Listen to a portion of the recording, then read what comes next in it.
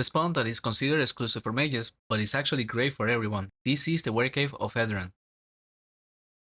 The spawn is located on the south side of Hedron, going through the sewers on the apartment building. No quest or access is required, but there is a questline that involves some repeatable mini-bosses in here that you might want to consider doing at some point. In the spawn, you encounter 4 types of Werecreatures on a big density, making it pretty good for charming but also experience and profit.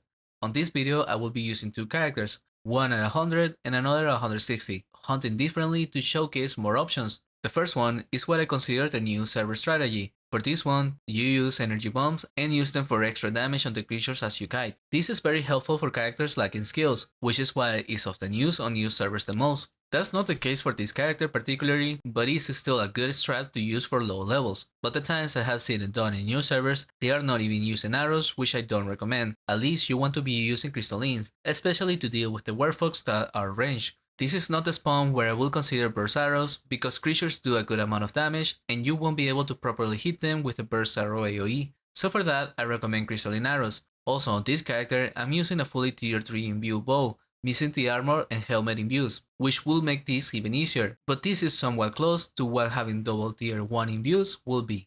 And with a distance of 118 and magic level 21, my experience was of over 1kk raw. But I can say that at this low range, the hunt was not easy by any means. You can see it by the amount of potions I was using and great spirits at that, so definitely come prepared for the hunt. And the tips I can give for this hunt in particular is to not feel forced to kiting the monsters on the energy bomb. They are there to help, but you should move in order to avoid getting trapped or taking too many hits. If that means doing a wider lap sometimes, then do it. Also try to attack the werewolves the most with your arrows, and use your mass hands to clear off summons. They have lots of them and they will block your movement. I was doing only 4 energy bombs, but if you do 6, then you can move more on top of 10 and the summons won't be a problem. Lastly, this tip applies to any AoE hunt like this. Hold on to looting for the next lap. You don't need to grab the loot of everything all the time, because they will still be there by the time you come back from the lap, so you can loot as you're kiting your pools just fine. The exception will be if you see a valuable item drop and don't want to miss it. Now moving on to the next character to showcase hunting with diamond arrows.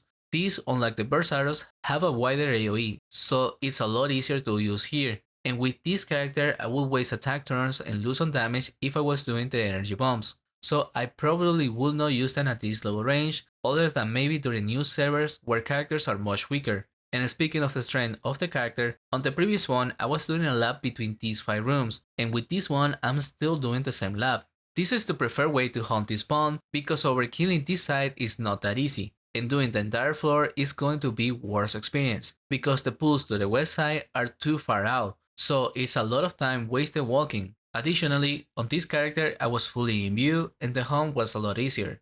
I only use a few great spirit potions when I use Summon Tiro Tempo, which is not recommended to do on this spawn, because creatures here lower your distance and you will lose the extra damage but keep the penalties. The way I was using it, and it's fine to do, is at the end of the pool if you only have werefoxes. Then group them up and you Tiro for that, because with this character and using diamond arrows you do focus more on the melee creatures, and then will finish off the foxes at the end most of the times. Hunting like this, my experience got up to 1.3kk raw, which I don't expect to go much higher than that for a Paladin. As for the profit on both characters, I was covered in supplies if you consider the cheaper cost of potions in the market, which is quite good for the high experience already, making this spawn easily one of the best out there. And trust me, there is a lot of options to hunt. You can find a few of these options in my playlist for solo paladins. Thank you for watching, and especially to the supporters of the channel, the Guild Causality, Night Star, and Tuna Hero.